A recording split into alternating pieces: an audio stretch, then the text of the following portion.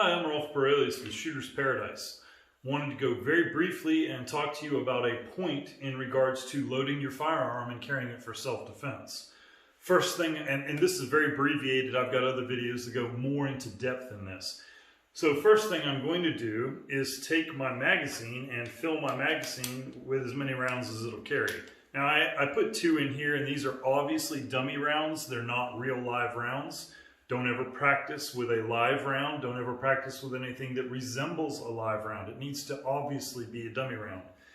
And I would fill the magazine chock full with the ammunition that I'm going to carry. Next thing I would do, I have a safe direction this way. I would take my firearm out and I would insert the magazine, pull on it to make sure it's fully seated. I would then rack the slide, and I would reholster the gun or put it safely on a table pointed at the safe direction. Now, this is the key point. I'm going to take another round and put it in and refill this magazine so it's chock-a-block full. And at that point, I won't just do an administrative load and load it into the gun in the holster like this. I will take the gun out, point it in safe direction, reinsert my magazine, seat it, pull on it 3 times to make sure it's fully seated, and then press check to verify that there is indeed one in the chamber. And I described this press check procedure before. I obviously felt the round was in the chamber, it's fully back into battery, and I'm ready to go. So now I will simply reholster the gun, and I'm good to go. So that is what I would do to load the gun. And the key thing about that I want to talk about is taking the magazine out and refilling the magazine full. You don't want to carry a gun missing a round in it.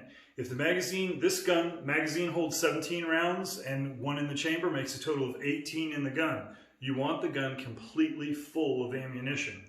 Not for a tactical save my life reason. That may one day matter to me. If I got into a situation and I needed all 18 rounds, that might matter to me. I'm looking at it more from a legal perspective. If I have to defend myself and I have to use that gun and I fire 3 shots, bang, bang, bang, and a prosecutor wants to make an issue of something and wants to charge me, he feels maybe what I did was illegal and was in fact murder, I don't want to give him any kind of a tool to use against me. That would be remarkably foolish of me.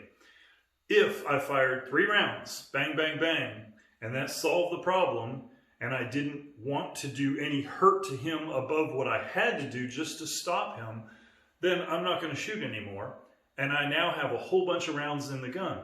Well, the first thing that's going to happen is the police are going to come and secure the scene.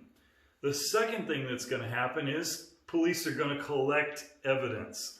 So when they start collecting evidence, my firearm is going to be one of those things that they collect, and they will verify how many rounds are in the gun. They will save those rounds specifically and take very good care of everything to document it for court. Well, I could have a problem if I did not refill the magazine after I put 1 in the chamber. If my gun is capable of carrying 18 rounds and I only carry 17 rounds in it because I didn't top off the magazine after I stuck 1 in the chamber, what can happen is it can become the mystery round. Where is the other round? Well, we found 3 casings on the ground here, and we found 3 bullets in the bad guy. And it doesn't matter what you say about what happened, because you may be lying. You may be lying your full head off, and they deal with a lot of people that lie. So don't think you're just going to be believed and that'll be okay and good. You need evidence to show that you did the right thing.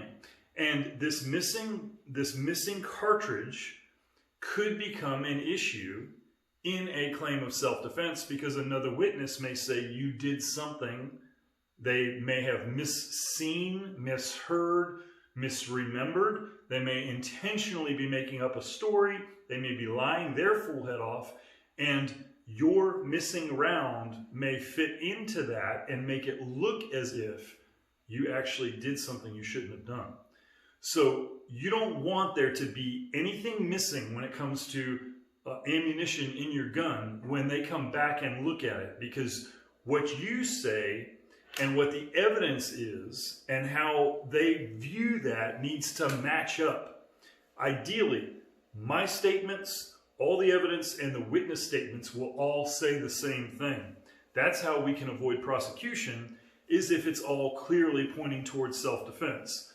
If I claim self-defense and the witnesses say, oh, nah, that was murder, and the evidence is not clear on the topic, I'm going to go face a trial that'll take a year, couple $100,000, face, I may sit in jail for months or longer. I might face the rest of my life in prison. Yeah, so I want my statements, all the evidence, and the witness statements to line up. I can't control witness statements, but I sure can make sure that if my gun holds 18, it has 18 in it, and every round is accounted for. So consider that. I think it's a valuable thing, and I would encourage you not to carry a gun with less than a full component of ammunition. Thank you very much. Have a great day.